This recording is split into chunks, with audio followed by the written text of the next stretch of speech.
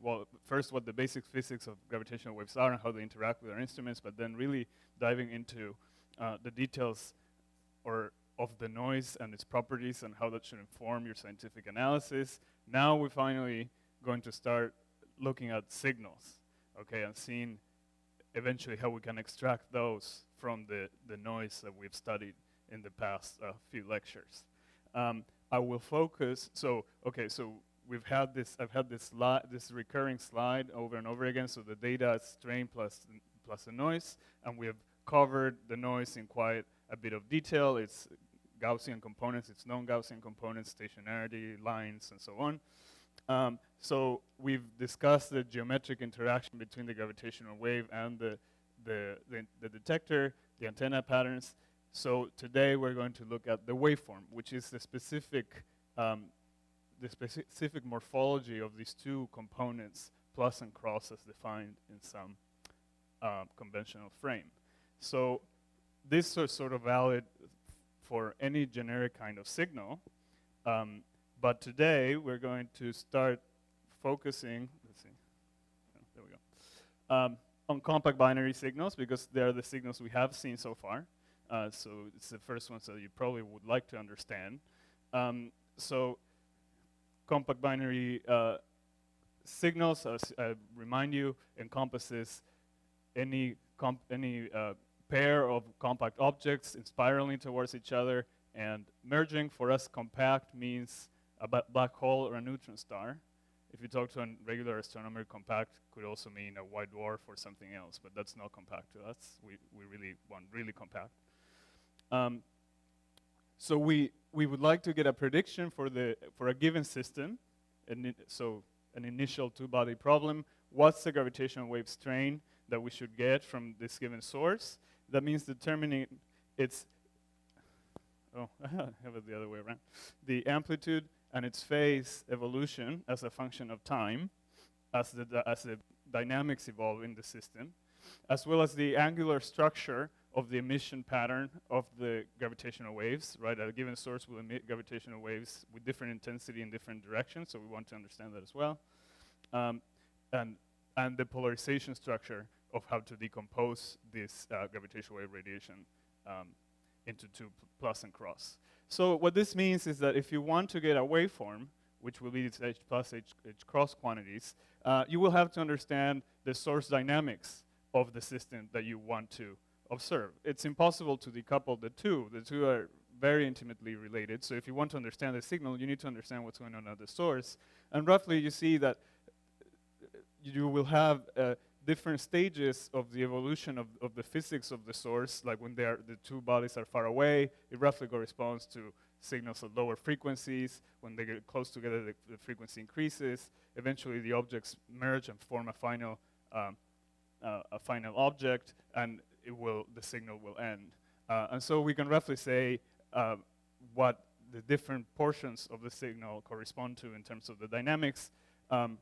You'll see that this correspondence is hand wavy, right? I mean, we can say at this stage, of course, the bodies were separate, so it's clear that there's some correspondence here. Now, at this point, I can't say whether this cycle or that cycle came from which point, but anyways.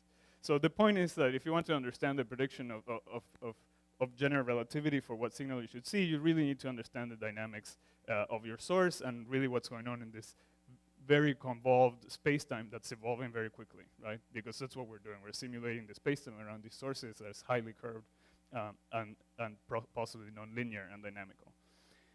So the problem is that there's no analytic solution to the two-body problem in GR, right? In Newtonian mechanics, you can just solve the equations, that's it, in a closed form way, whereas in general relativity, you can't do that. So you need to do the full problem, you will need a supercomputer simulation that solves Einstein's equations for any given starting conditions, so for any given system.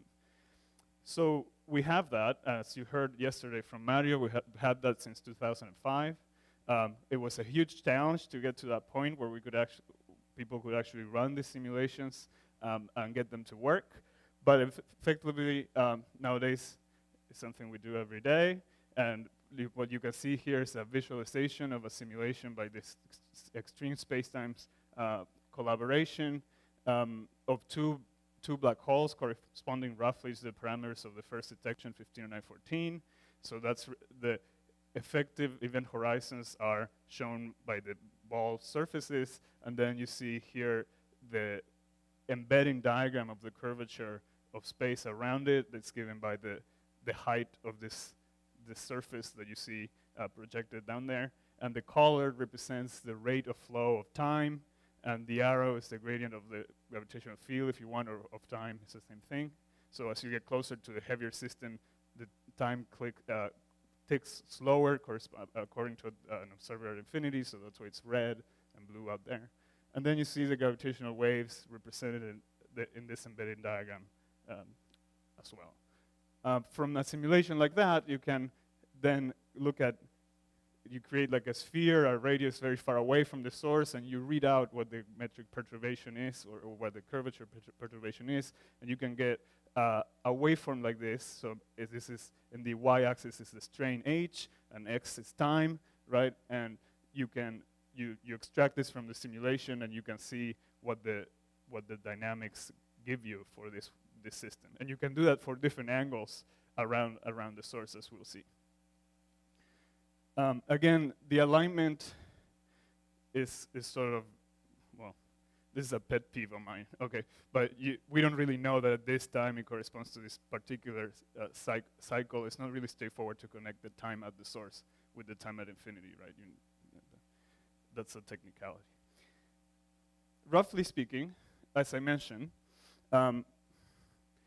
compact binary coalescence waveforms, we can split into a few regions. We usually talk of the spiral when there's a clear distinction between the two bodies that are far away, there's losing energy, maybe adiabatically, they're getting closer together, and then speeding up, emitting more gravitational waves, and so on. You're in this spiral regime. Then eventually, when you go further to the other end, the end of the waveform, you get a single black hole, or it could be if it's a binary neutron star, it could be a neutron star.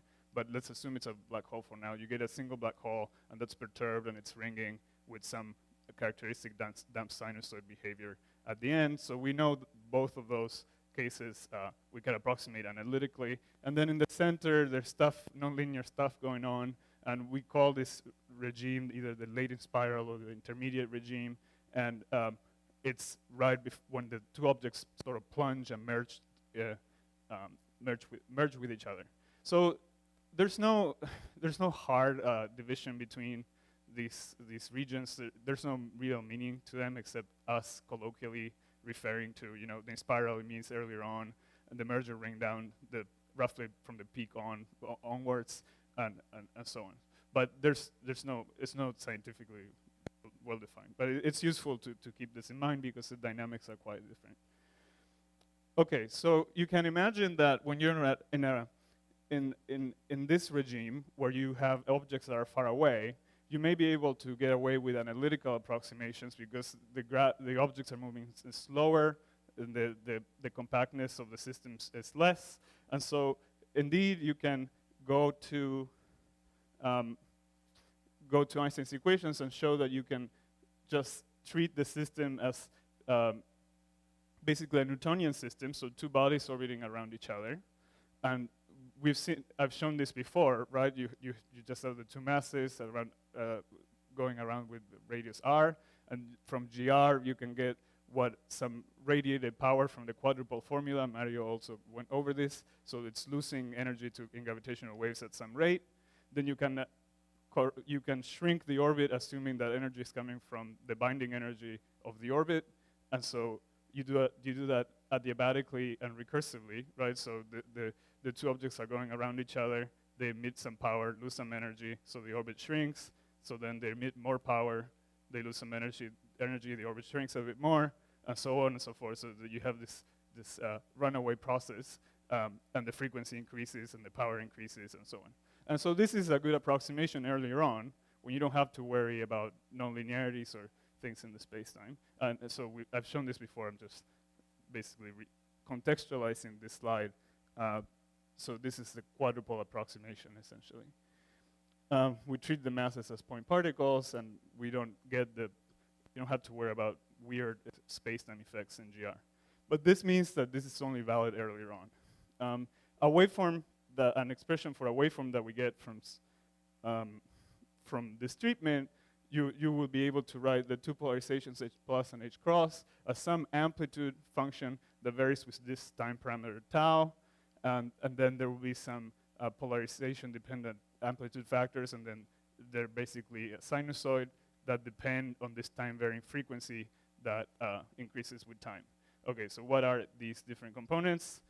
I believe you've seen different versions of this expression, so I've written it in a different, more idiosyncratic way that I think is more intuitive. But maybe that's just to me, because no one else writes it this way. But anyways, we'll see.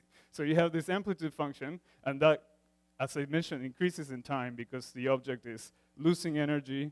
And when you have a gravitationally bound system that loses energy, it actually moves faster, right? Think about it. And then it makes it lose more energy, and so the amplitude of the radiation increases, and so the amplitude function will increase with time. So you see tau here, but this is, yeah. So you know this amplitude should be, what is it? So it should be dimensionless, right? You know it should fall as 1 over the distance from the observer to the binary. Okay, so you have a 1 over regular r here. So there should be some other length scale to make it dimensionless. I'll call it script r or chirp r. I'll define that here. Then you know it should increase with time, and so you write it like this, and you multiply time by c, and that gives you a length scale, and this length scale appears here again. Okay. So then that's how I remember it, right? It has to fall with time. It has to go it has to go like this with time. It has to go like this with radius, and then so there has to be some length scale r that controls that. This length scale I define. No one else calls it this. Chirp radius, because it's just the length scale that corresponds to the chirp mass, which you should have heard by now many times. It's a combination of the two masses of the objects, right? And so I just multiply by g divided by c squared, and I get a length scale, and that appears here, and it fits in very nicely. It also controls the phasing of the gravitational wave.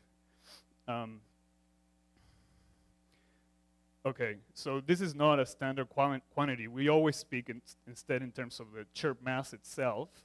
Who here has not heard the word chirp mass said in this course before? Or have you heard? Okay, whatever. All of you know what chirp mass is. It's just this this function of the two masses of the two bodies. We usually call the heavier body M1, the lighter body M2, and so you have this power of this combination of so. It's the chirp mass to the 5th power is this expression, which is just the reduced mass to q times the total mass squared. Okay, if it's easier to remember that. This is something that is standard and that you should know. This doesn't matter, but this, yeah.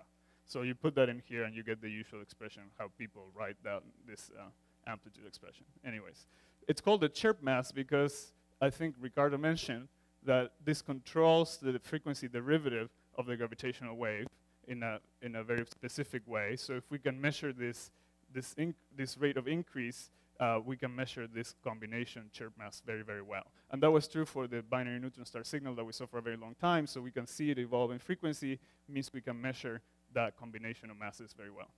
Does this make sense to you? So if we measure this frequency derivative, we measure the chirp mass, which is some combination of the masses.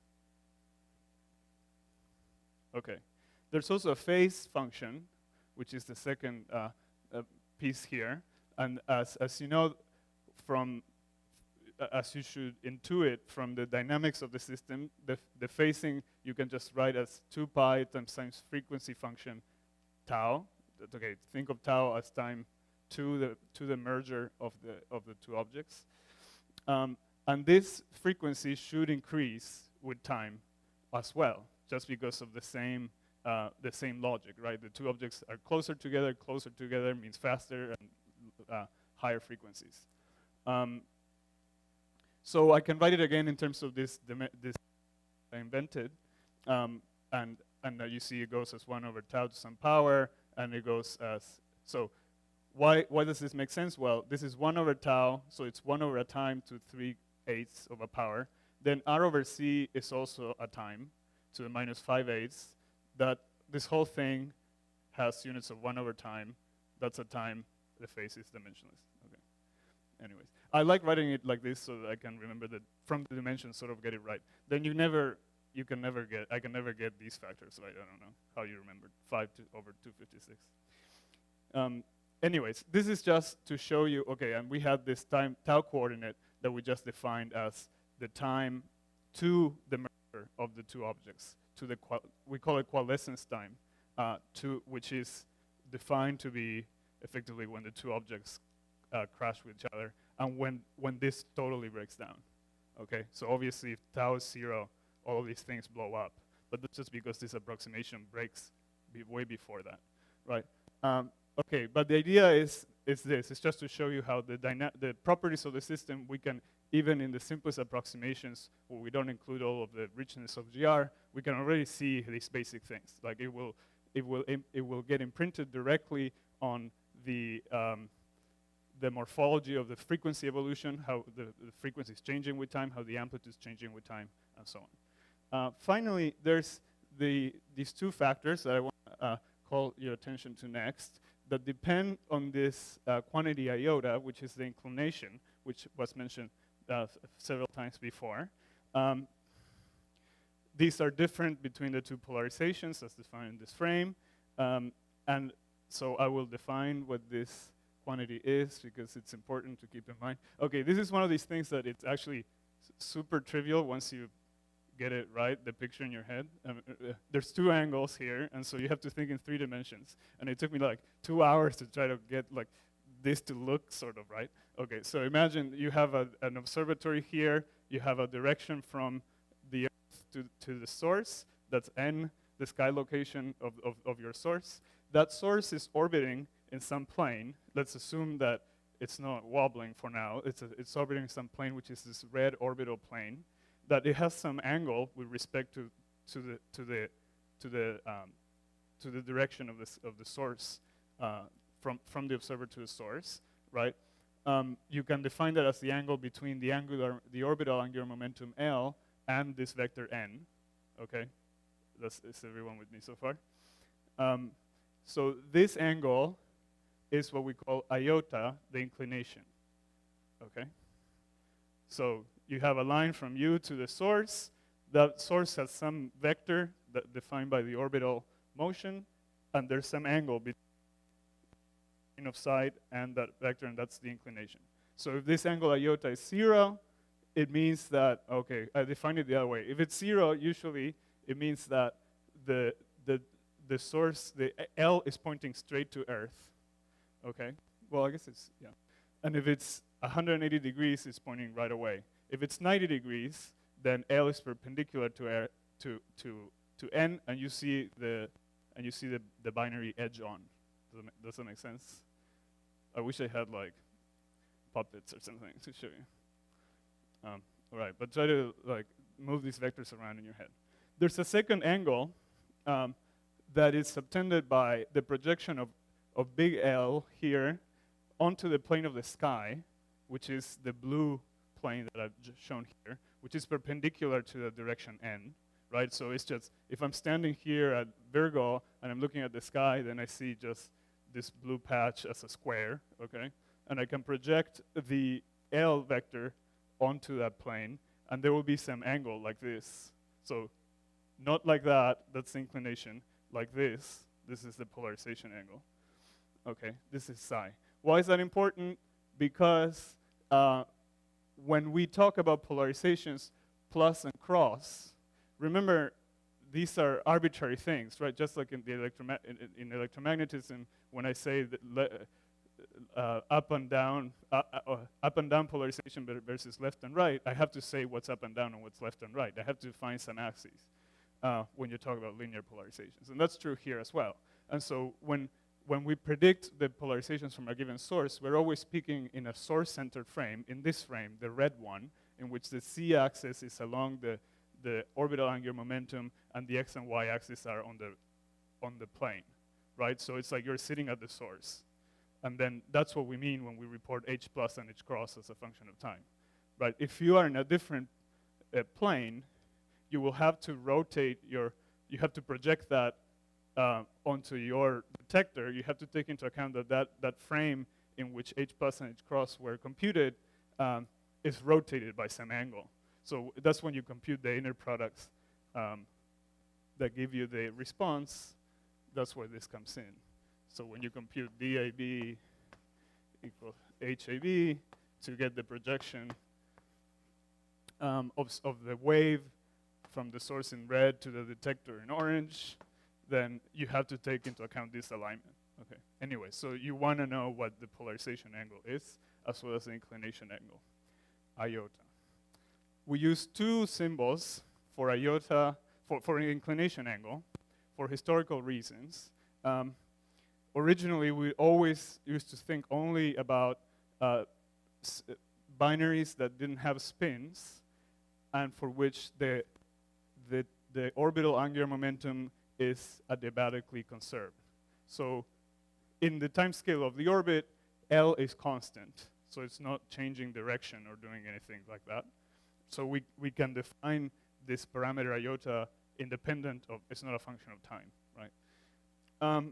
Now, if you add spins to the if you add angular momentum to the black holes or neutron stars, and if that angular momentum is not aligned with the orbital angular momentum, this L will change directions as the orbit evolves. And so you want to actually speak in terms of the total angular momentum, J. I'll come back to this. And so we have this other parameter, theta Jn, which is not the angle between the line of sight and the orbital angular momentum, but the line of sight and the total angular momentum. I'll return to this. But if you're confused, it's because you should be confused, because you use the same word for two different things, okay? And it's because historically, at the beginning, we didn't have this. So L and J were the same thing, so we just use one symbol for it. But now, if you read in our papers, we use theta Jn, so the angle between J and N, and we call that the inclination. Okay, but it's the same idea. It's just that the total angular momentum is a better reference. Okay, while we're at it in this diagram I worked so hard for, let me use it for one more thing. How we define the sky or parameterize the location of a source. This is easy. We just use celestial coordinates with right ascension and declination, as you see here. Right? Did I get this right? I know. Yeah, right ascension, declination. This coordinate system's not pinned to the Earth, right? In this picture, you can't tell. But as the Earth rotates, the coordinates stay the same.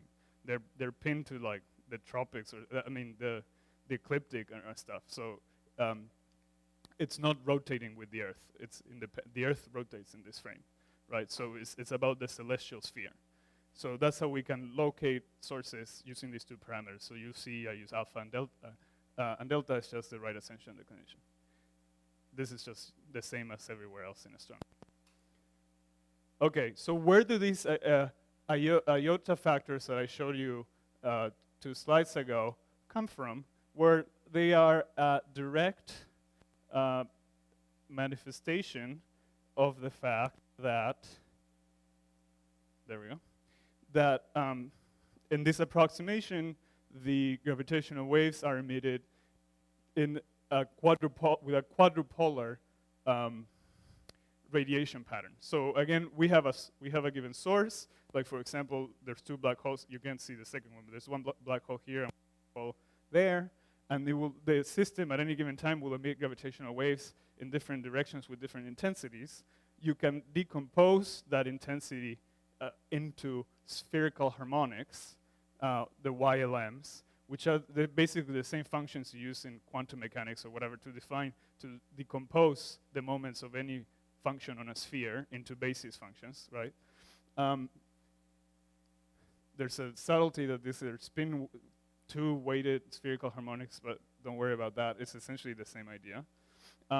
So when you're working in the approximation I was in the Newtonian approximation we've been using so far with the quadrupole formula, the source emits only in a quadrupolar emission pattern. So it would be highest along the directions of the axis of the orbit, and then the emission goes down as you're looking from within the plane of the binary and so on. So it means that the only component that actually matters in that approximation is the y L equals to m equals 2 mode.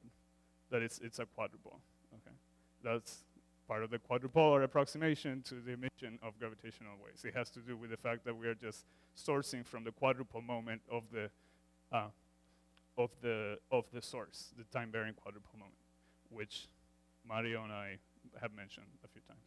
Does this make sense? So we're only looking at the time change in the quadrupole moment of the source stress energy, and the radiation emission pattern has the same symmetry.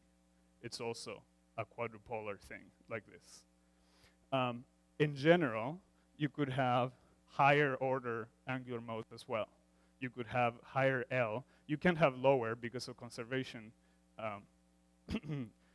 arguments in GR, as we covered before. But you could have, let's say, a 3-2, so a more asymmetric distribution. Some binary could emit more gravitational waves to the left than to the right because of how, if the source is more asymmetric, it will emit gravitational waves in a more asymmetric fashion. In any usual situation, the 2-2 mode is by far the dominant one, so we tend to forget about the other ones. But the 2-2 mode has this property that if you're going to parameterize, it's the so let's see, I have a source here, and it's orbiting like that. Then the emission pattern, let's say it's some quadrupolar thing that looks like this. It has to have 4 lobes, right, because it's a quadrupole.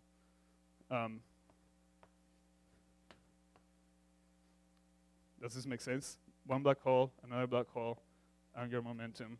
And these blobs tell you how loud the gravitational waves are in any given direction. So if I'm looking from up here, they will be very loud. They will look very strong. If I'm looking from here, they won't look that strong. Right? It may be weaker. If I call this angle iota, okay, sometimes also called theta, especially by source modelers, then the angular dependence of how loud this strain is will go as for H plus, it will be 1/2 1 plus cosine squared iota, and for H cross, it's just cos iota. Basically, the iota factors are the y22 functions. And iota here is called theta. Is this totally trivial to you? Totally nonsensical? Okay, no one cares. All right, let's move on. The point is we only consider the 2-2 mode in general.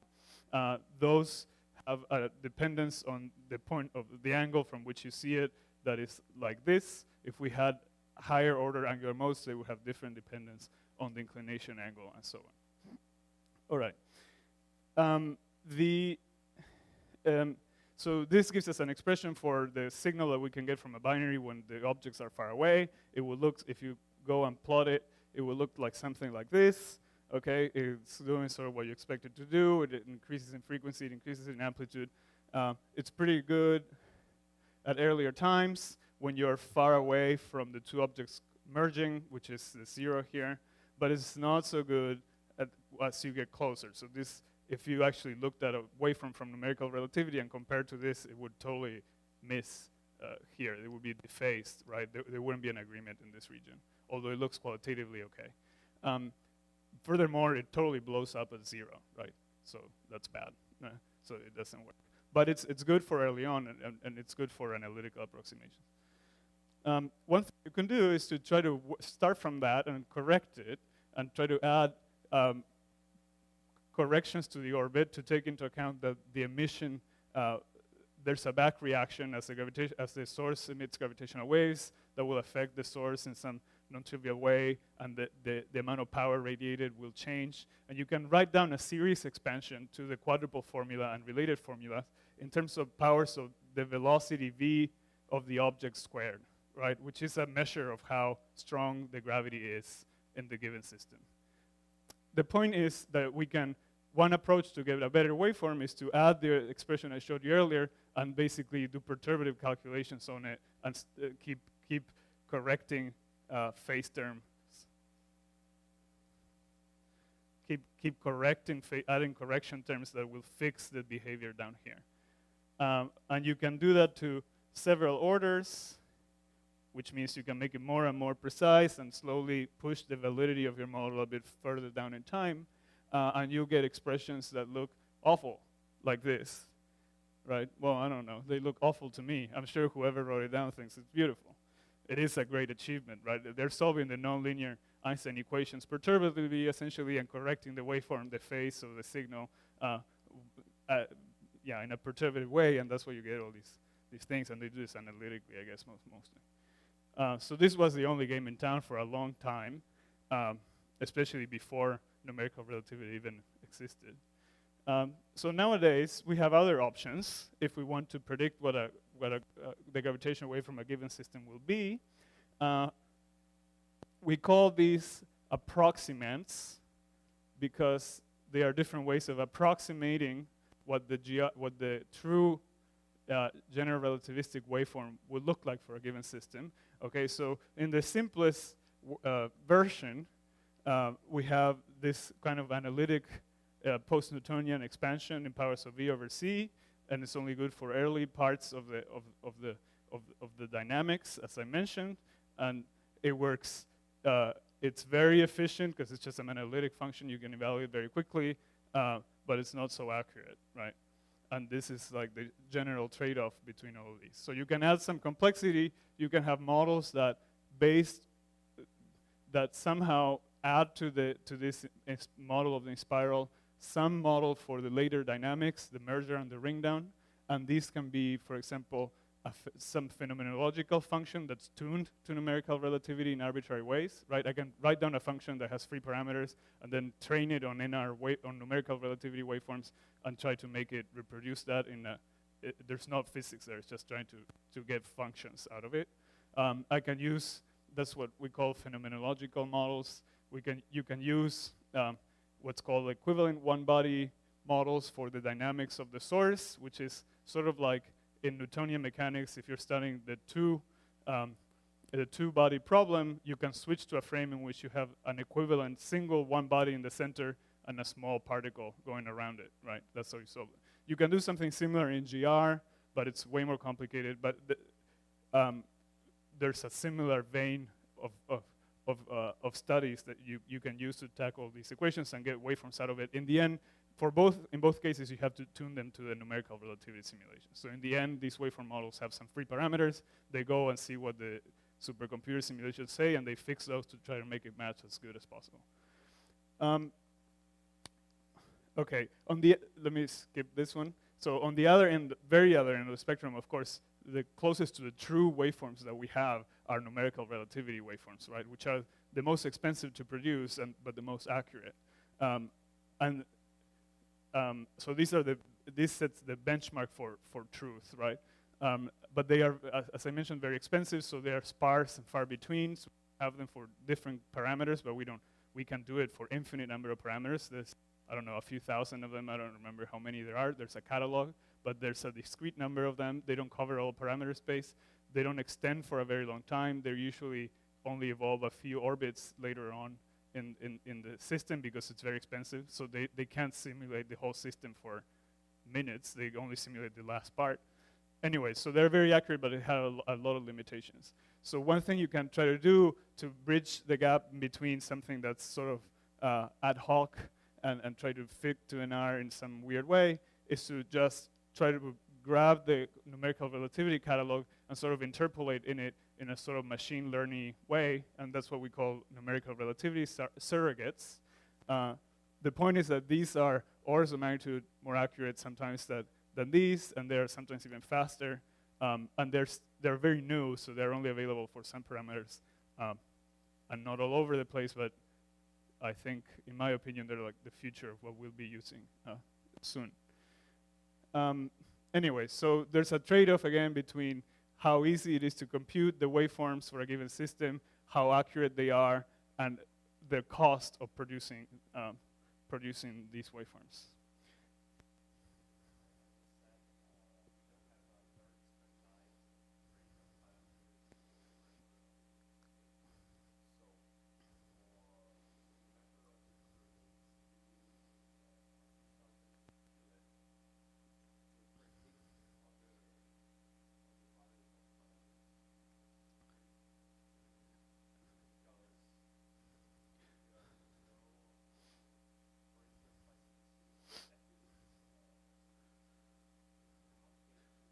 Oh, it's extrapolated basically.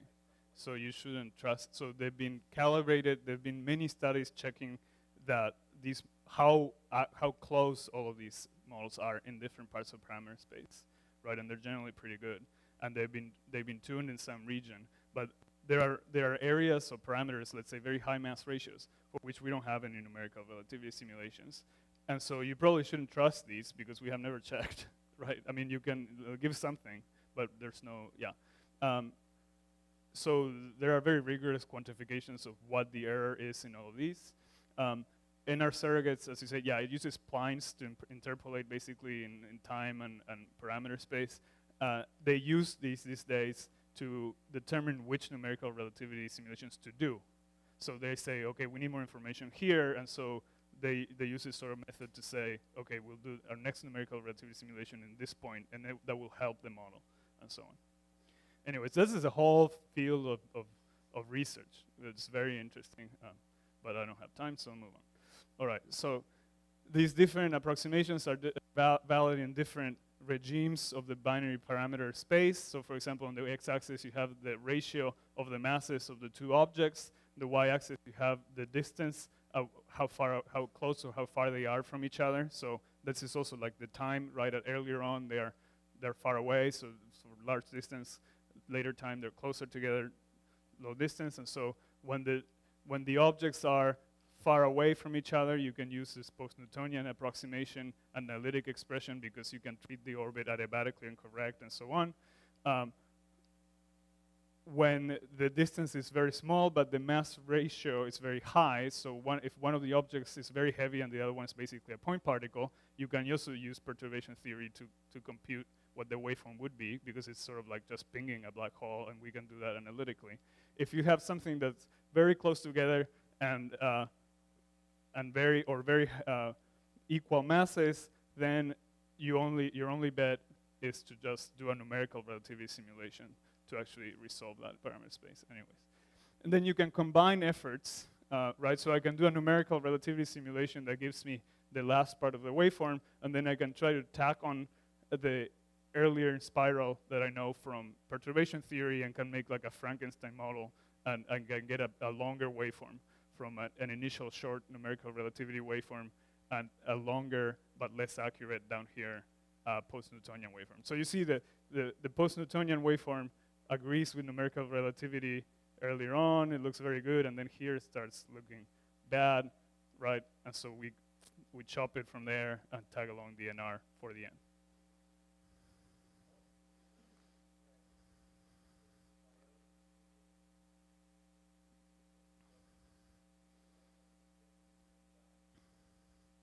I mean, I think it's possible that it will look very much the same. It won't be exactly the same, right? Because the parameters of the binary of the spiral early on determine what's going on here. Modulo small things like angles and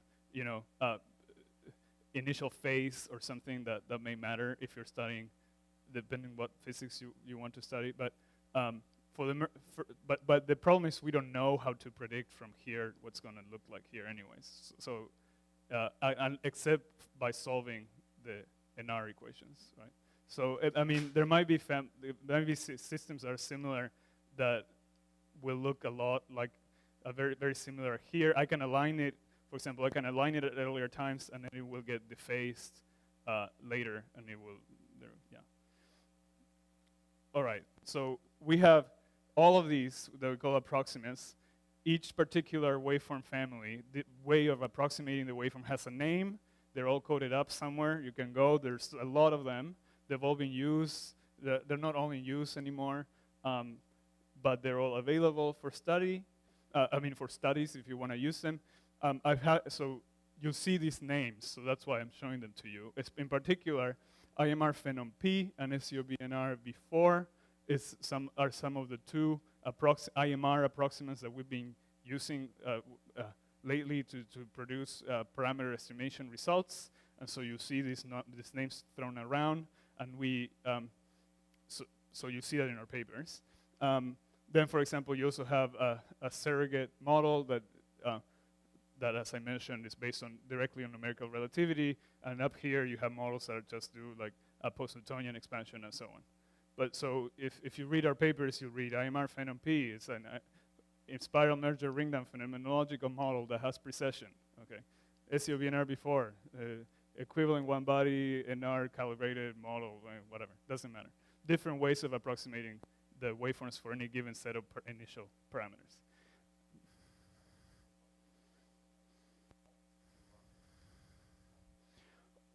Yeah, optimize, I don't know what they do. ROM is a reduced order model, which means they've spit it up in some way. I'm not an expert. What they do is they compute basis functions, pre-compute it, and then they can just project, and it works faster. But I'm not sure on the details. You can look up reduced order modeling. It's a standard technique. For optimize, I'm not sure what they do.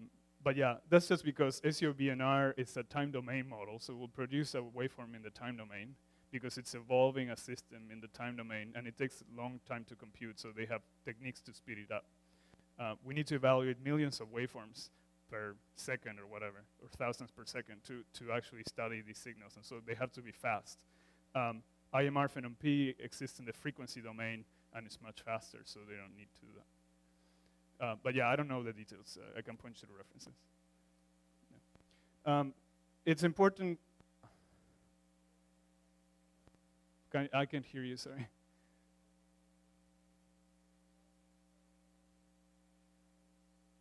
For the what? Yeah, that's a good point. Yeah, so for the neutron star merger, we mainly just see them for the most part of the time that we're seeing it.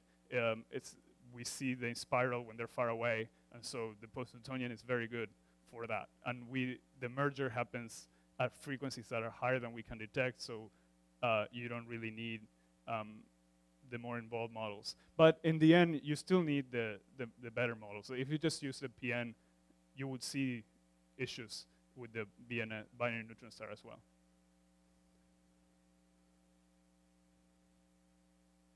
Yeah, that's right.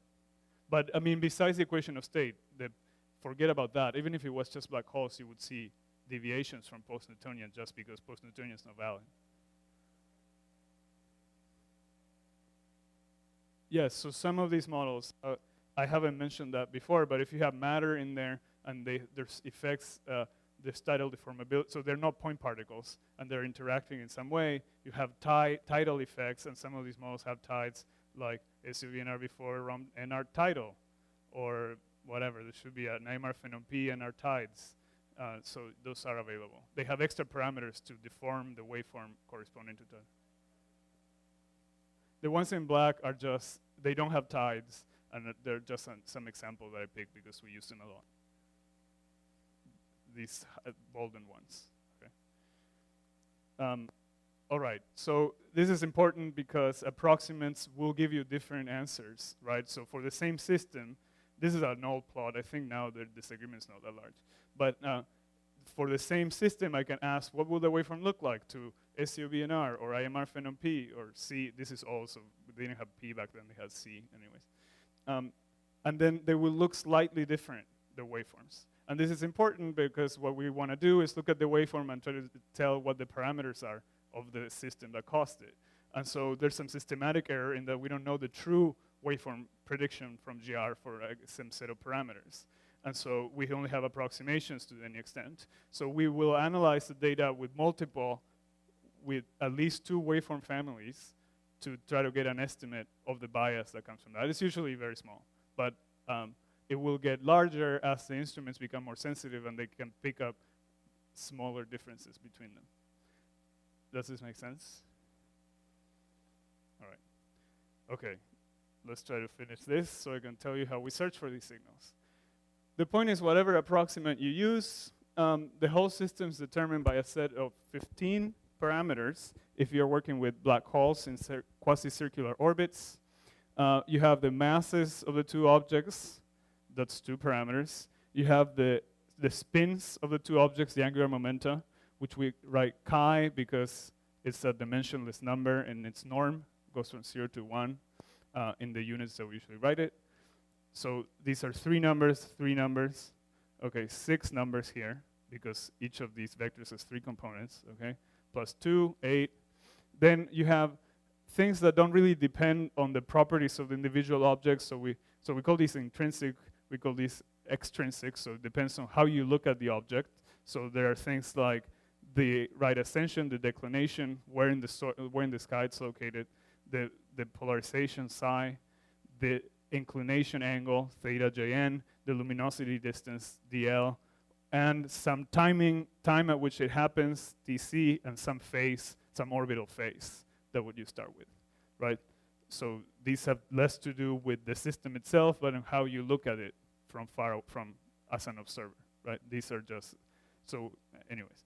If you allow for eccentric orbits, so orbits that are not quasi-circular, but they have some elongation, then you have 3 more parameters. You have an eccentricity, you have an angle of the orbit, and then you have a phase around it. But we usually, we don't expect signals in the LIGO band to be eccentric to any measurable degree, so we don't usually consider eccentricity, and this is because gravitational waves are very good at getting rid of eccentricity very fast. So if you start with an orbit that is very asymmetric and it has a lot of eccentricity, so an eccentric orbit will look like this, let's say. You have the two objects going around each other. If you start with an orbit like that, it will emit gravitational waves in a way that it emits more gravitational waves when the objects are in the periastron. I won't explain why, but the gravitational waves circularize the orbit very quickly. So it will go, as the objects in spiral and get closer to each other, the eccentricity gets effaced, it goes away. And so if you're looking at signals from compact binary objects that are close to merging, like we are in LIGO, then you don't expect high eccentricities, not in the LIGO band. So we ignore that. As was brought up before, if you want to take into account other effects like the tidal deformability or disruption of the bodies, if you have neutron stars rather than black holes, you have to add extra parameters to describe what's going on there, and those will affect and show up in the dephasing. If you want to study deviations from general relativity, and you want to know what would this waveform look like if the laws of physics are different from what we want, you also have to introduce extra parameters here. You can have anything extra you add will show up as more parameters that you will need to determine what the waveform is.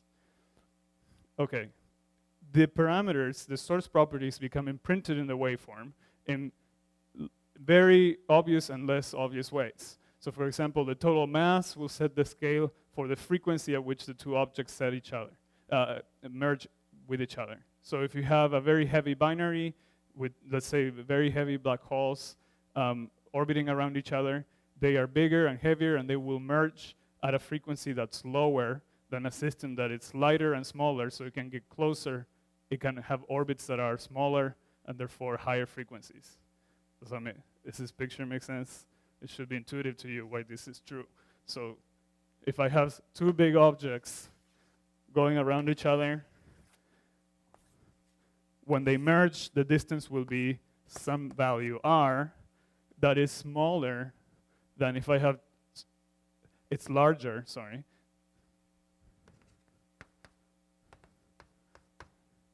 It's larger than if I have 2 objects that are about to merge that are small, just because the objects are smaller.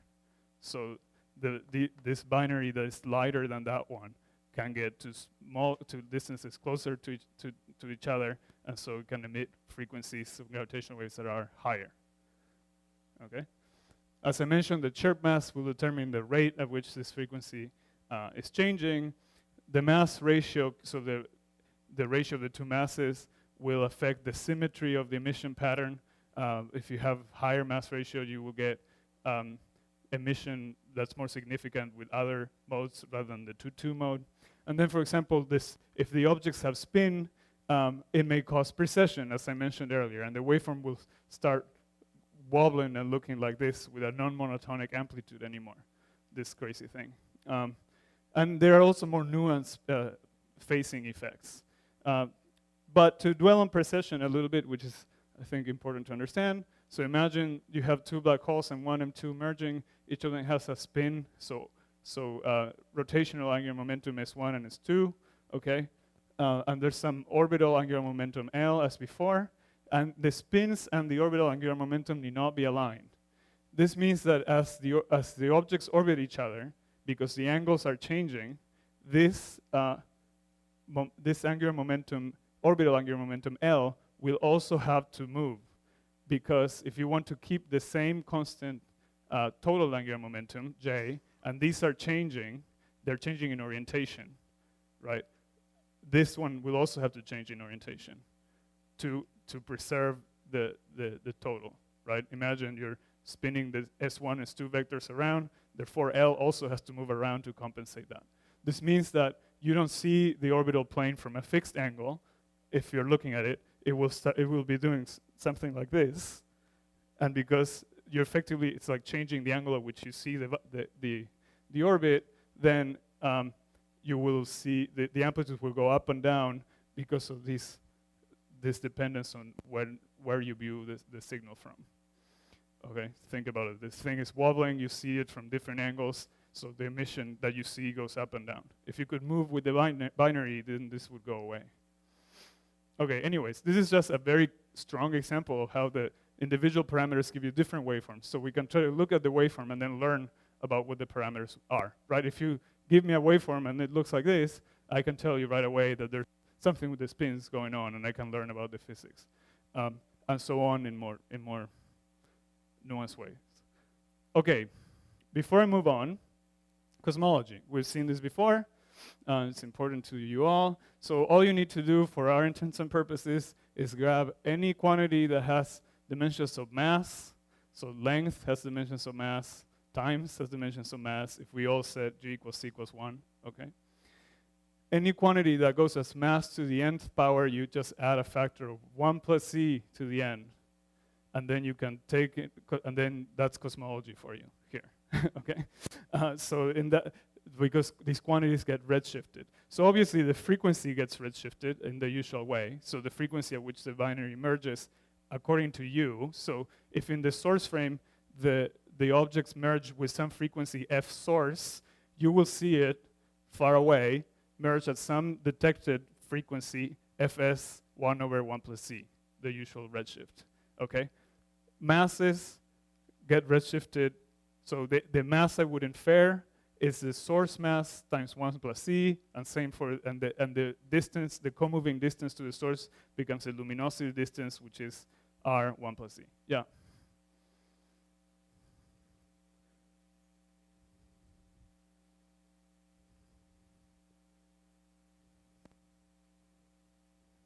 No, so the way the numerical relativity simulations are done, they simulate the space-time very close to the source. They don't have to worry about cosmology. They extract the waveform some radius away, but not enough that any of this is basically asymptotically flat, as far as I know. It's not de Sitter, right? And then that waveform you can redshift. Then so that you're still very close to the source. You don't have to worry about FRW in the simulation. Yeah, but for the simulation, this is interesting. So if I want to simulate, get a waveform from a source, I don't need to simulate the whole travel, the whole journey of the gravitational wave. I just need to extract it and then propagate it, right? So if I have a pair of black holes that are merging, and I'm making a simulation of the space-time as I showed you in the video before, this is very small in terms of cosmological scales, right? Then they set an extraction radius r, let's call it rx, where they are measuring what the metric perturbation is, right? It's really a sphere over which they measure what the, and this is effectively infinity, so this distance is much larger than the separation between, there's a separation of scale, right? So the extraction radius, it's much larger than the separation of the, between the binaries, components, right? So you're very, very far away, but it's much smaller than the luminosity distance, right? So you're in between regimes. And so you know what the waveform is, far away from the source, but you don't have to worry about redshifts or anything. Then you know your observers here, very far away. You can propagate the wave and predict what it will look like after propagating over FRW for a long time. What this prediction is just this fact. It's that you will see the same waveform that was seen here, but you will get all the quantities that go with a power, that depend on a dimensional mass like this with extra factor of 1 plus c, where c depends on this here. Does that make sense? So you can separate the problem into something around the source, and then the propagation problem is different. There's a generation problem and a propagation problem. Yeah, except we don't actually do that, right? We then just get the waveform, and there's geometric optics is valid for gravitational waves, right? So we don't have to go back to the metric and match the metric. We know that if I have a gravitational wave that has certain profile here, it will propagate following null geodesics, and we know how it will move in the space-time already because of the result that was derived yesterday. Does that make sense? So we don't have to actually simulate the thing moving. That would be very expensive.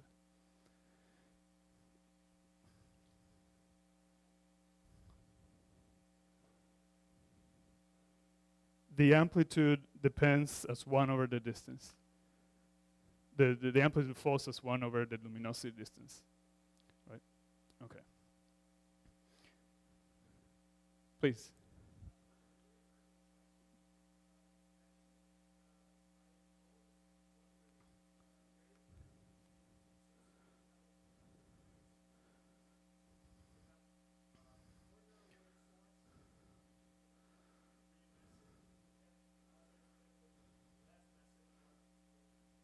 Yeah.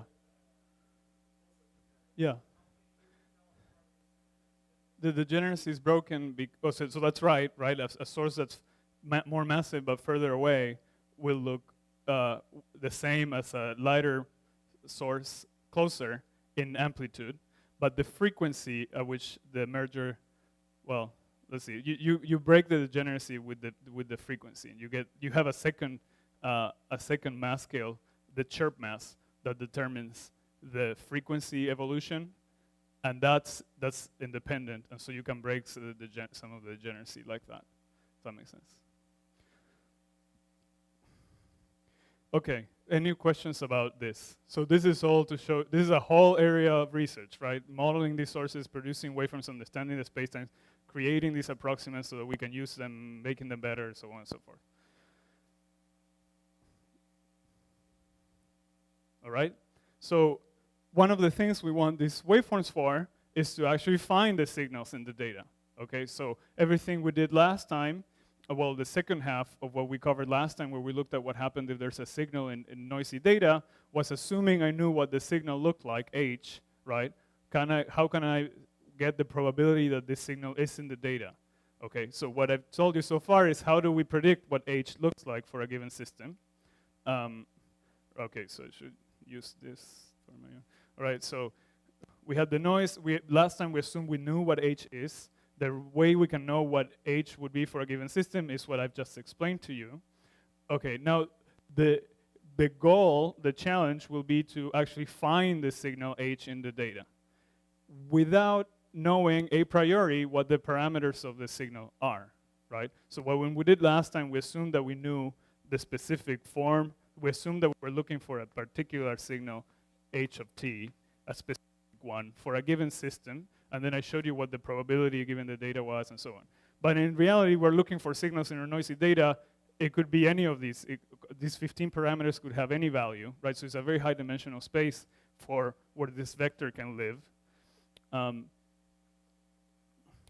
So how do we do that? So the challenge is to sift through months of multiple detector data, gravitational wave data for compact binary signals that last minutes for something like a binary neutron star to fractions of a second for something like 150914. And we want to measure how confident we can be that this detection, that this candidate signal that we may have found is likely to be real or not, or just be noise. We cannot idealize the analysis. We can't just say it's Gaussian noise. It's not Gaussian noise. We have to deal with glitches, with lines, with possibly, what's it called? Non-stationarity. We have to deal with downtime, with the fact that detectors sometimes are off or they're not working correctly. We have to work with the fact that different instruments have different sensitivities, as you've seen from the power spectral density. Virgo is less sensitive than the LIGO instruments, and the LIGO instruments are slightly different sensitivities at different frequencies and so on.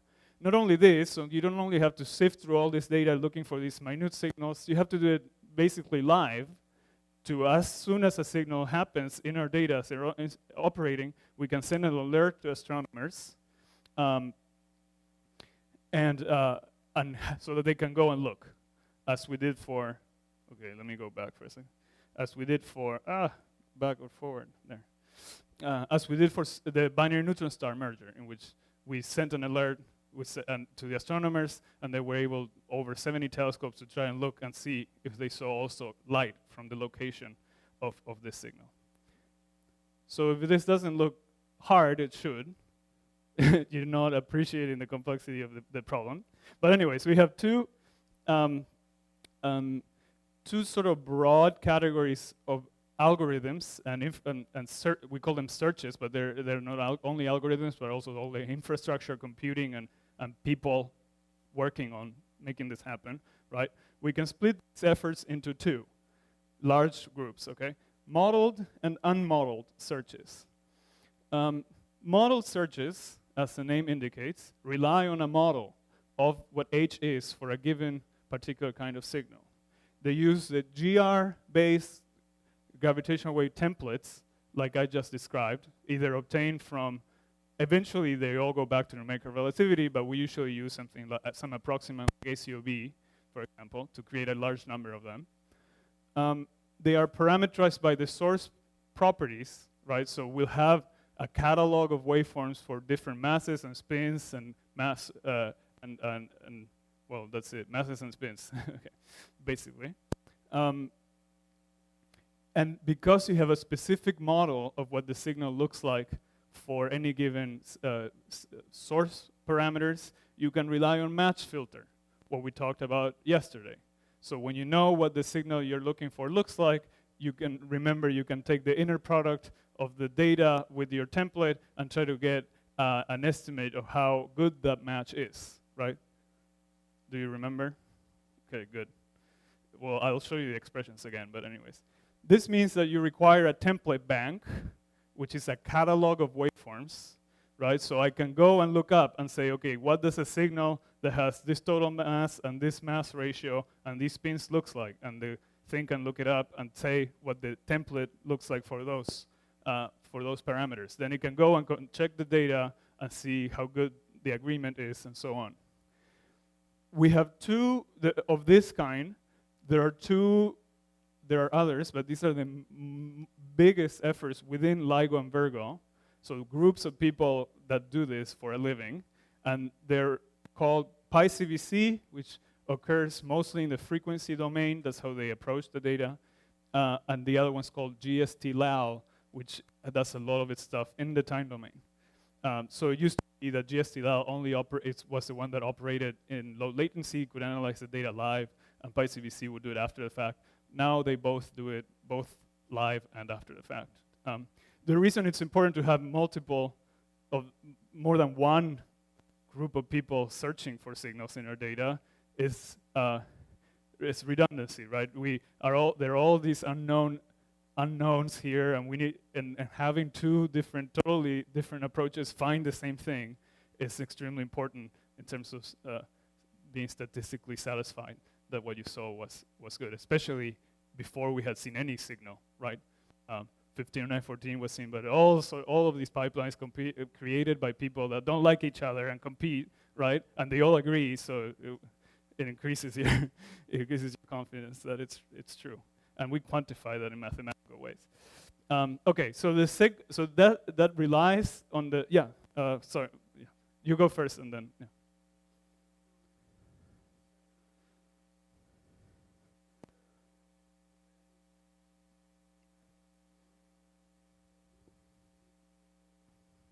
Yeah.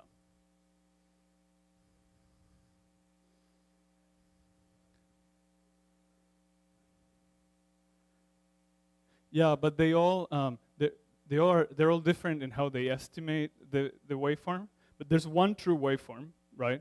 These approximants will give you slightly different versions, but to the degree that matters for us here, they're basically identical. So all the approximants agree to a very good degree. The differences are minute, and it matters when you really want to measure precisely what the parameters are. And that's why we repeat those analyses with two waveform families. You don't need to worry about that here. Those differences are too small to matter for that respect, right? It's only when you really care about the very detail. We have very different ways of quantifying how close or how dissimilar or similar waveforms are just by looking at their inner products, things like mismatch or so on. But then in the end, when it matters, we repeat the analysis with using both. And then you get two slightly different sets of results, and that's an evaluation of your systematic error, and we report that.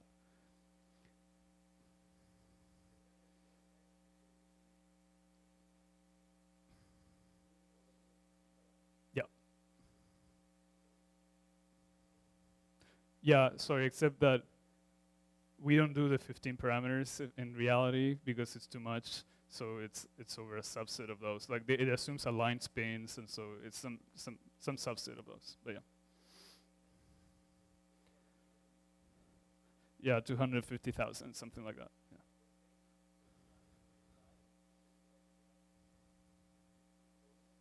Yes, you're getting ahead of my talk here. That's my next slide.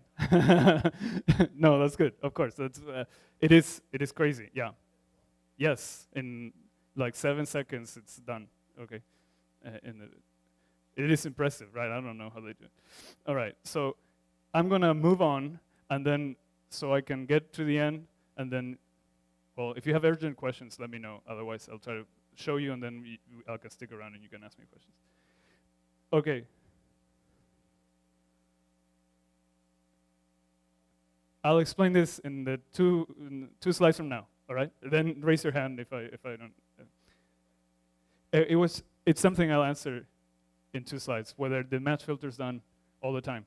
The answer is yes. I'll show you how. Okay. So sorry, because I want to show you this. So tomorrow we can do something different. So the second broad class of searches is unmodeled. It doesn't mean there isn't a model for the signal. It means that model, it doesn't come from general relativity. We're trying to catch generic signals, right, regardless of what their frequency morphology may be. So they don't use templates from general relativity or any approximant. They rather fit to a generic basis that you can decompose any signal on, right? For example, sine Gaussian wavelets, right? You can grab any signal, including the binary black hole signals, and decompose it as some combination of Gaussian wavelets. The same way that you can grab a signal and Fourier transform it, and that's a change of basis, you can write the signal in the basis of Gaussian wavelets. It doesn't matter the details. But the point is that in the end, these searches will rely on seeing the same signal in different detectors to make sure that differentiated from just some burst of noise. We call these burst searches as well. So coherence is the main factor that will allow us to detect a signal without knowing what it should look like a priori.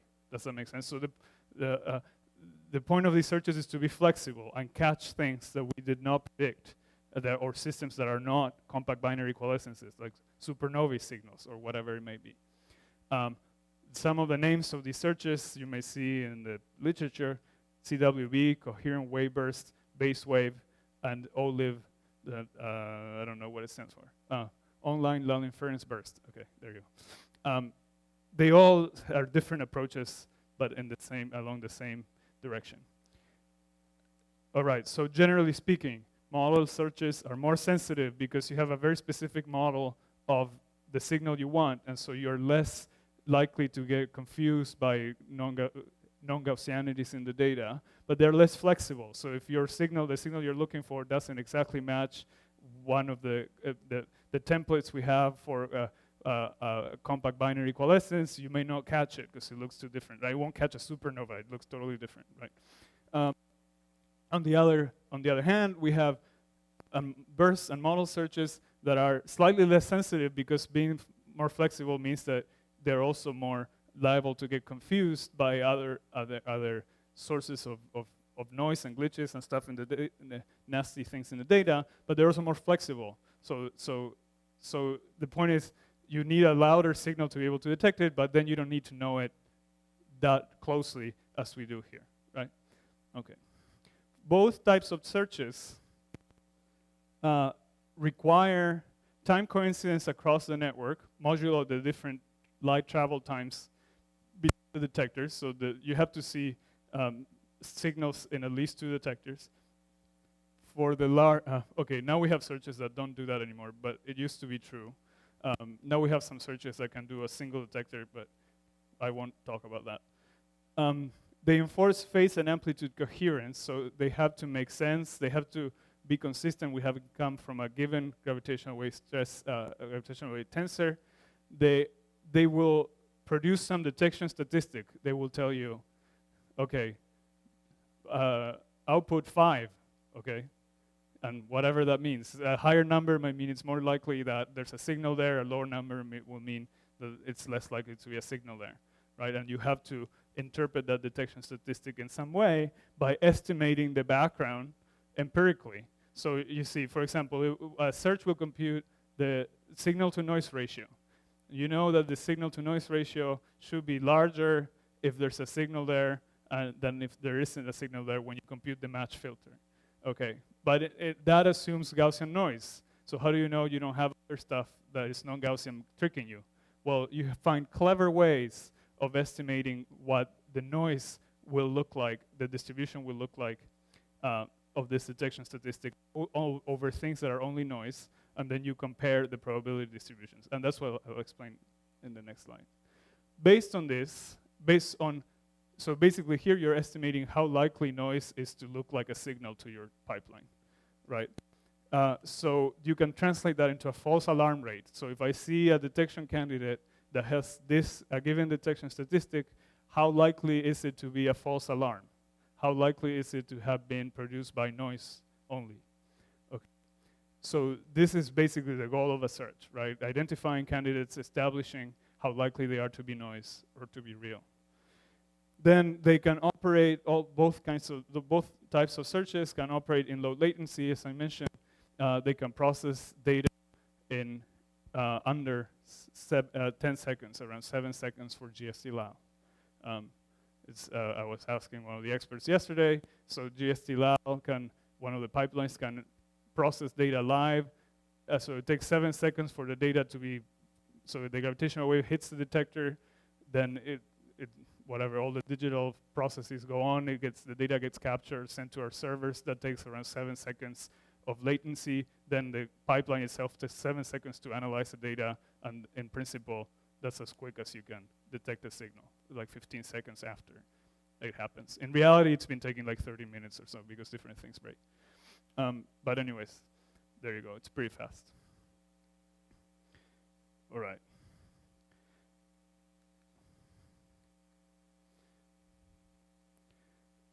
Searches will produce plots that look like this. This is an example for GW 150914. On the x-axis, so I should say, on the left, you have something that was produced by an unmodeled search. On the right, by a model search.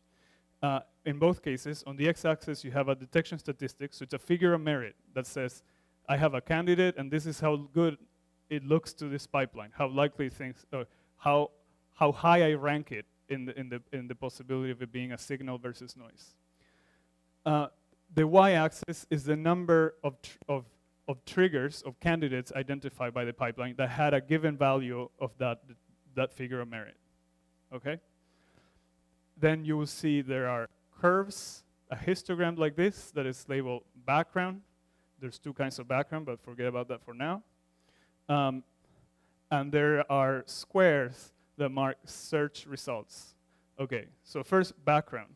As I mentioned, what the searches need to do, so you can't just define a figure of merit and say, okay, this detection candidate that in the end ended up being 15914 has a detection statistic of 22 or whatever, 23, right? What does that mean? Seems high. I don't know. Okay, so you need to compare it to how likely it is. Noise is to produce something randomly that has a figure of merit that high. Does that make sense? So we grab all the data. For each point of time, we produce a figure of merit that says how likely is it that there's a signal here. And so we can do that with actual data. That's what the orange points are. But then we should estimate how likely a given value of this detection statistic is to occur just from noise fluctuations, non-Gaussian noise fluctuations. So we find ways of blinding the analysis to gravitational waves. So we do something to the data that will know that when we analyze it, pretending we're searching for signals, whatever we see, any candidate we see, we will know it's only due to noise, right? So we blind the analysis to gravitational waves, astrophysical, and then just look at the noise and see what the output of this figure of merit that the pipeline is producing is. And we do that many times, right, to estimate what the probability distribution of noise producing a given value of this quantity is just from random fluctuation. No Gaussian. This also includes glitches and all of that stuff. We're looking at the actual data. And so, for example, look at the purple curve here, some background that was estimated in a way I'll explain next, but it doesn't matter. The point is we can look at the noise. We know there's no signals. We look at what the distribution of detection statistics is just from noise fluctuations. So most of the time, this is a good detection statistic. So for noise, the vast majority of the time, it's very low, right? It's high up here, so it's a lower value of the detection statistic. The noise only produces large values of this detection statistics, a very small, very rarely, right? There's only 10 to the negative 7 probability, right, that the noise would produce just by random fluctuation a detection statistic that's this high, right? So I define this figure of merit and then see what the values are for noise, and I get a distribution, and I can estimate based on this what the false alarm rate is. Then I go look at the data, I find signal candidates. For each of them, I compute the actual detection statistic, and I get a point like each of these orange squares, right? And then I compare the value that I got. So for this signal, it was very loud, and we see that noise can effectively never produce something that loud. So we say that this detection happened over 5 sigma because it's 5 standard deviations away from the distribution of noise.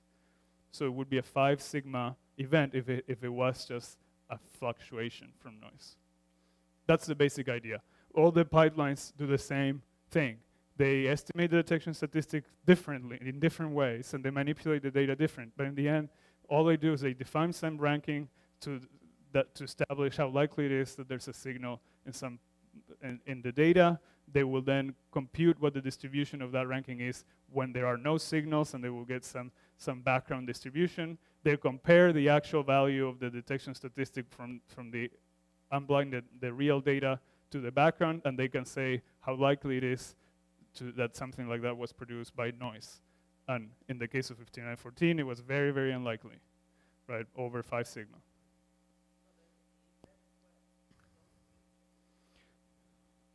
These. Yes, mostly. Mostly. They are either, most of them will be glitches and just, or Gaussian noise fluctuations that are, happen to look like a signal. Some of them will be very weak gravitational wave events. This is probably what later became GW 15, 10, 12, which at the time, there wasn't enough data to declare it a signal. But you see it stands above most of the background, just not loud enough. Then when the data were reanalyzed, then this point was moved like up here. Or rather the background was pushed down, and so this will stick out. But yeah, there will be a combination. Most of it will be just noise, and there will be a combination of gravitational waves that are not loud enough to stand out from the background.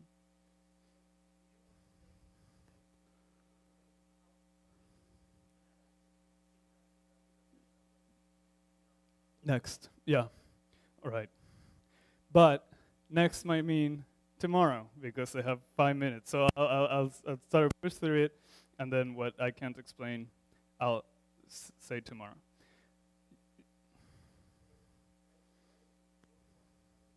Should be what? Well, wait, sorry, I don't understand the question. Oh, the red squares should all be 1. Yeah, it is a histogram. It doesn't. So this represents one event because there was only one there, right? There was, in the actual data, there were 10 events, 10 candidates that had a signal that had a detection statistic about 8, right? And there was only one. Yeah, it's the fact that it's squares is confusing. It's actually like a dashed line for the histogram. Yeah, but it happens that here it is one detection, right? Because there was only one candidate that loud. Yeah, thanks. Okay, so we'll focus on the model searches because they're, well, whatever, because the basic dynamics is the same and they're perhaps easier to explain. The model searches rely on, as I mentioned, match filters. So all these approaches will rely on the fact that you have a model for what signals may look like. You know that in Gaussian noise you can compute this inner product between the data and your template and get an estimate of how likely it is that you get some data like that if you have a signal plus Gaussian noise, how likely it is to have seen those data. So you have your data that potentially has a signal, a weak signal in it, right? So you don't. So the red is like the raw data, and then the black is the signal that you actually don't see, right? Then you multiply it essentially by your template, by your waveform. You divide by the sensitivity, right? This is what the inner product is, the match filter, and then you do that for several times. You slide the waveform in with respect to the data, and then you'll get, as a function of time, how good the signal-to-noise ratio is. And you see that not very loud, as you slide the template and you compute this inner product over and over again. And then as the template matches the data, right, they are aligned, then this will spike up, right?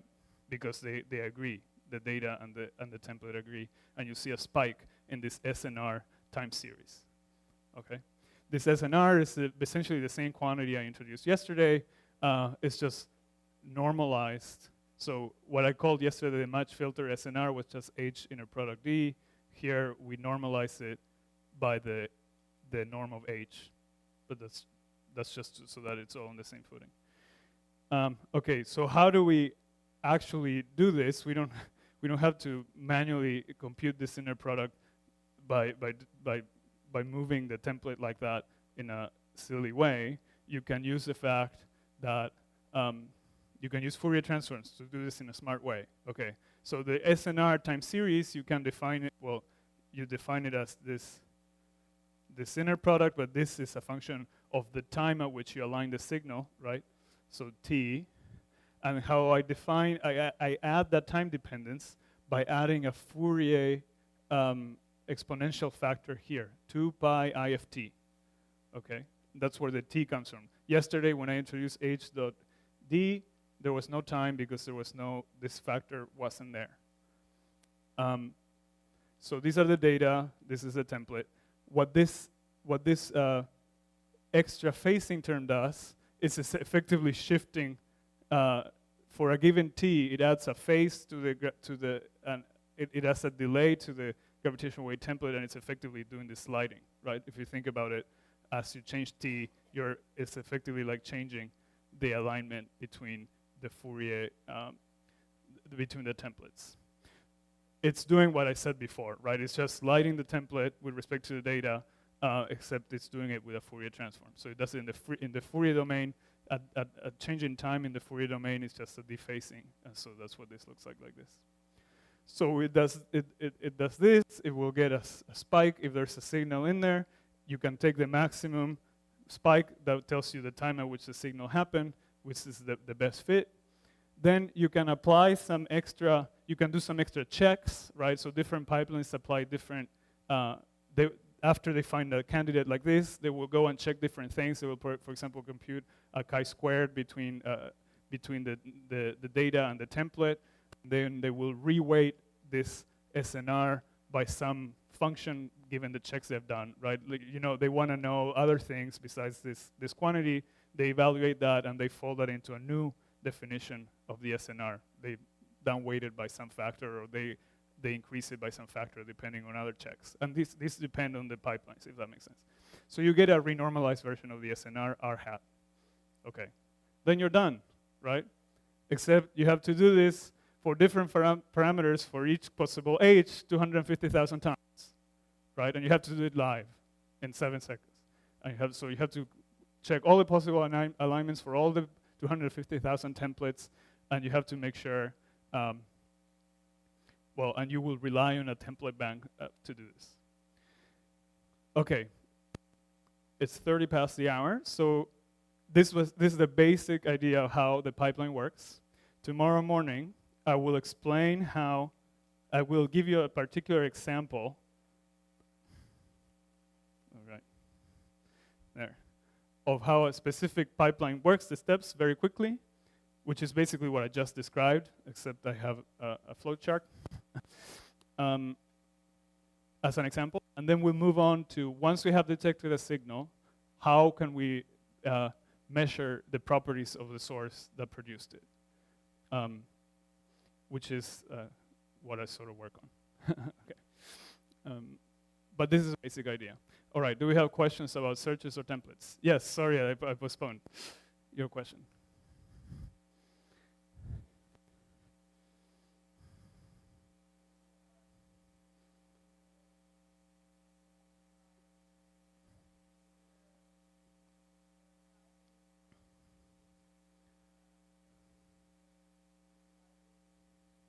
No, so what there's one peak because I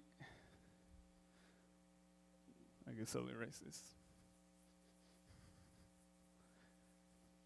You're computing the inner product with different relative timing between your template, because you don't know at what time the signal happened. You just have data, right? And it has a secret signal. Oh, I need a different color. It has a secret signal that you don't know inside, right? And you have a model for that signal, okay? Parameter with some peak time TC. But you don't know where it is. So you have to try checking the match filter, you try it here, and it doesn't look like the data. So the output of the detection statistics is low, and then you move it a little bit forward, and you do it again, and again, and again, and again, and when the template gets aligned with the actual signal, there's a spike, because the data will match the template. Yes, for around 250,000 waveforms, at least for O2 that was the case. I don't know, now it might be more. In this bank of templates, which corresponds to different combinations of parameters, different morphologies of the signal. You slide it, and you do all of that in under 7 seconds. Valerio first. I'll explain that when I show the example. But good question. I meant to remark on that. We first analyze detectors separately, and then produce a set of candidates, and then check that we had candidates at the same time. So I'll show that as I walk you through the process tomorrow in the morning for PyCVC.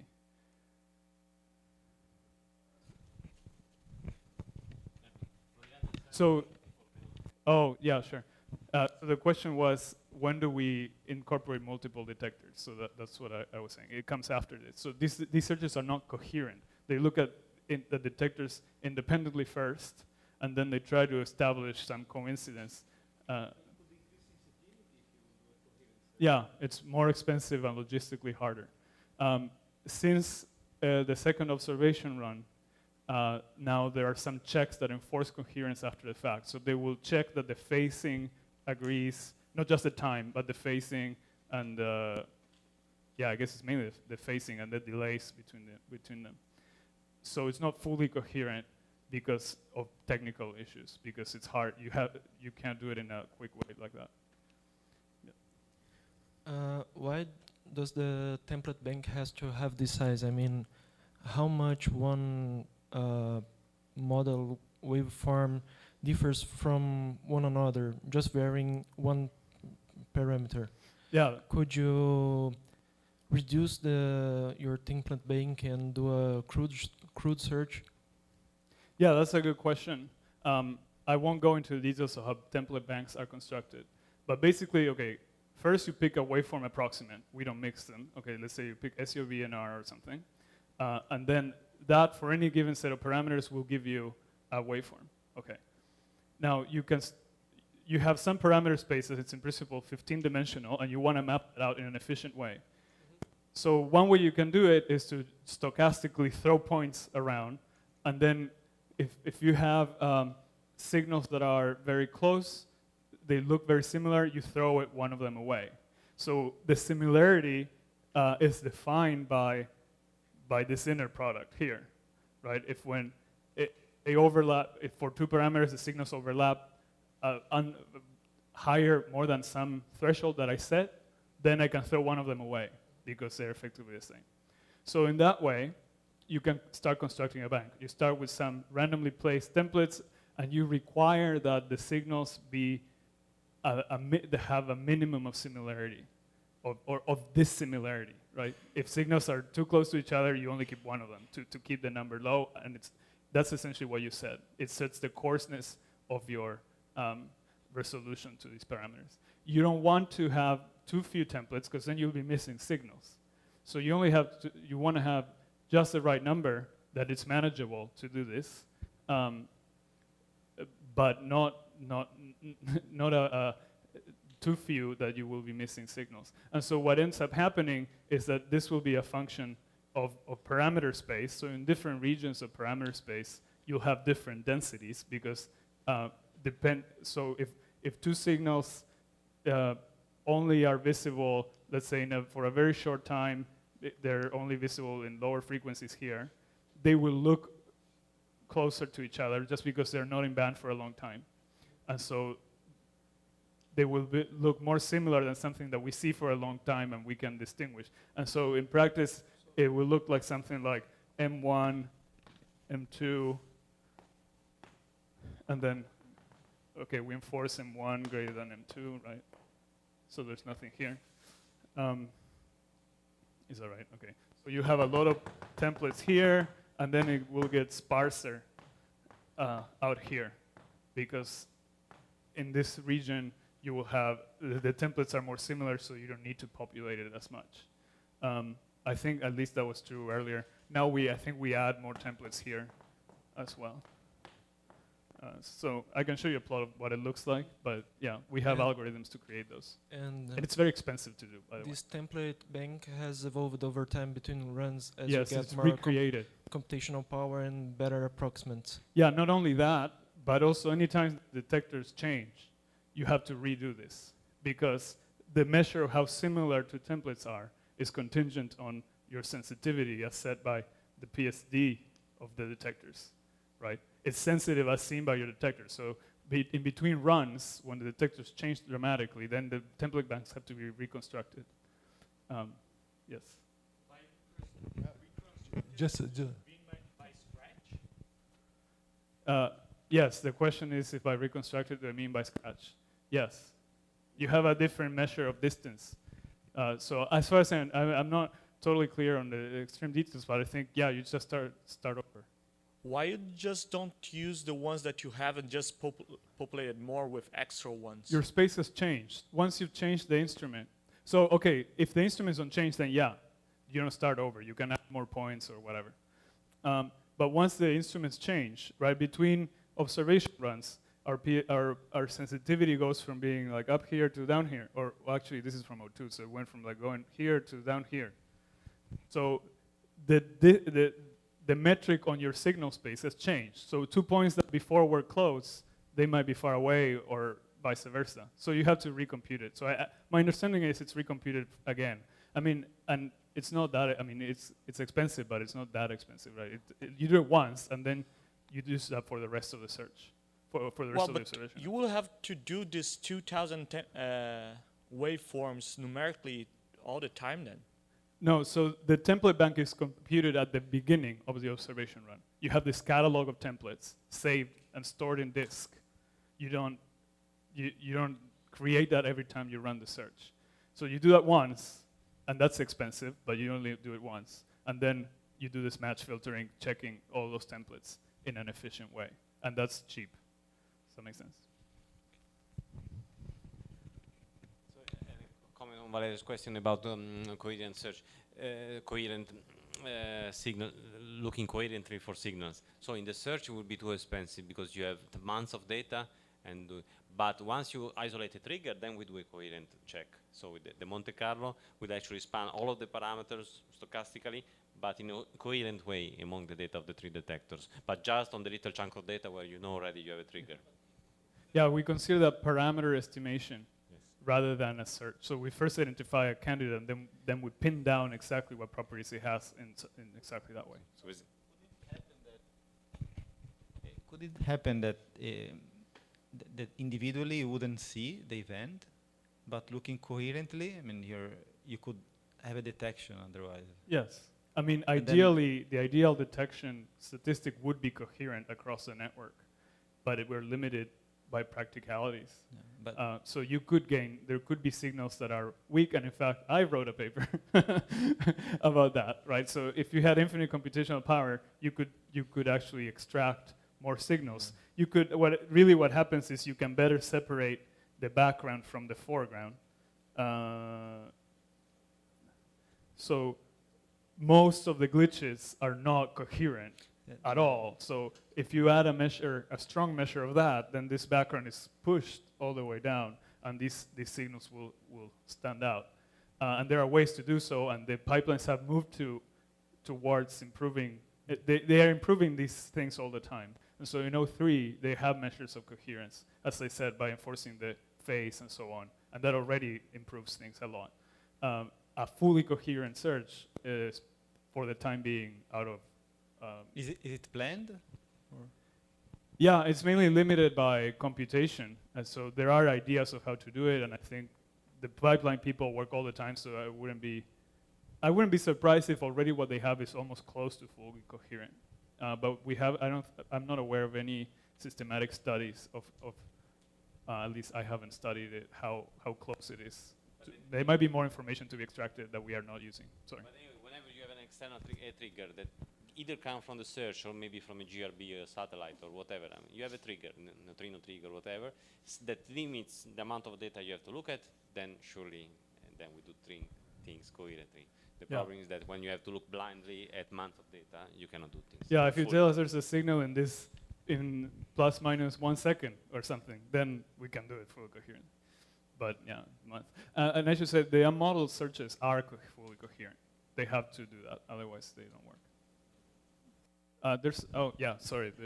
So in that plot, you have number of events less than 1. I guess that's some type of normalization for the background. Yeah. It's normalized in some way, so I don't know exactly. Obviously, yeah.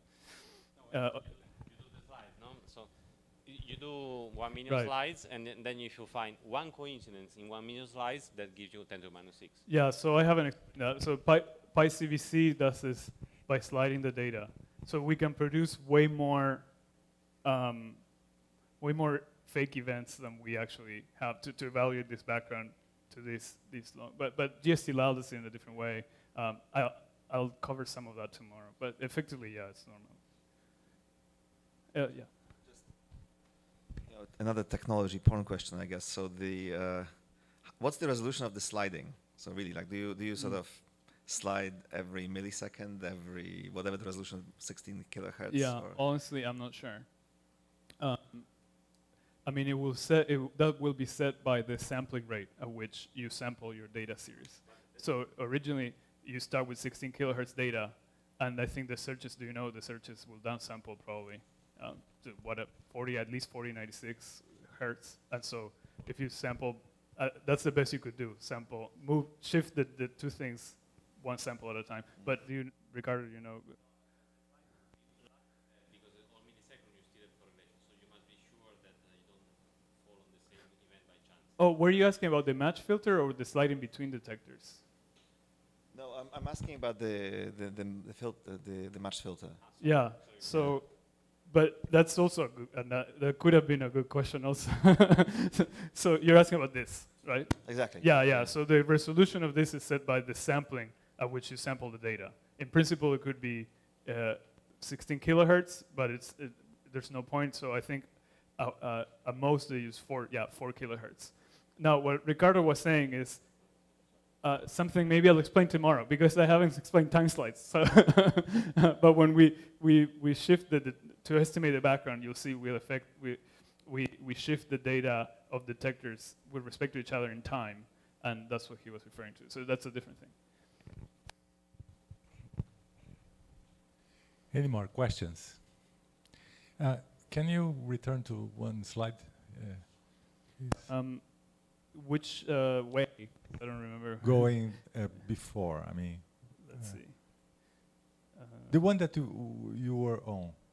This one? No. No. Oh, the results. This one. Yes. You didn't mention about the background excluding the event. Yeah. There's too much in this plot, so I can. But I'll explain it. Okay, so there's a way of estimating the background. So as I said, we analyze detectors. What's it called? Oh yeah. We analyze detectors separately to begin with, right? And we get candidate times at which there might be a signal, right? So we call those single detector triggers. I'll mention that tomorrow. Then we look for coincidence, right? And then in some way we estimate the background of getting a coincident detection statistic by shifting the data, for example, between the detectors. It doesn't matter. But you can estimate the background in two ways. So let's say you identify a very loud candidate, like 15914 in the foreground. You can choose to say, I'm going to estimate the background assuming this loud trigger is part of the noise population, or assuming it was a signal. Right. If I'm estimating the background assuming that this loud candidate was a signal, I remove it from the estimates, because for the background I want to estimate the probability distribution of this noise only. Right. So I remove it, and then you would get the purple curve in that estimate. And I'll explain exactly how that happens tomorrow. But if you leave it in, so it's a conservative assumption, and you say, I'm going to assume this very loud thing was actually a glitch, then what would the background look like? You get this other junk here, because it's the loud real signal matching with random glitches and other stuff. So this in the LIGO world, this is called the little dogs problem, going back to the hardware injection and the Canis, whatever. Right. Yeah, we had an injection called Big Dog, and it was the first exercise where the whole corporation tried to see how this would be done in a real setting. In a blank way, by the way. They didn't know it was fake. It was very interesting. Anyways, so then they had this question, right? And they identified, and so they called these little dogs because it was the big dog matching with noise. Right. And the consensus in the end, I think, has been that for 15 and 14, that was the first one, we demanded that the actual trigger stand above the conservative background even. Okay. Right? And if you do that, you get something that's still 5 sigma. And if you look at the other background, it's way more than 5 sigma. Okay. Well, we should come back at 11. Yeah, maybe 5 minutes more. Okay, 10, 11, 10. 11.